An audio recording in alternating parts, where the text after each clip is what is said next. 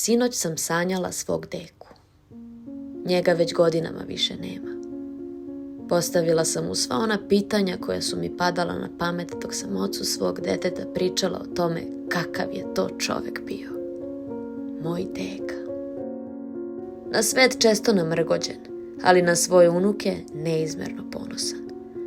Grlio je uvek kada bi mu prišle. Davao bi i kad nema. Pričao bi samo kada ga pitaju i stvarao bi sve što nama treba. Moj deka. U uglu njegove sobe, na stolici od hrastovine, visila je kožna jakna sa džepovima dubljim od istine. Za nju nije znao svako, samo ja i moja seka, jer u njoj se krilo blago koje samo na nas čeka. Možda misliš da su novci ili neko čudo svetsko. Ne brini se, nije lova, već dekino srce meko. Moj deka.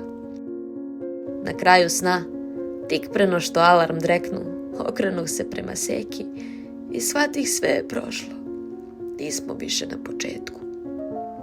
Zato grli, dok još možeš, one koje žarko voliš, jer jednom kada večno odu, sve bi dao da ih stvoriš.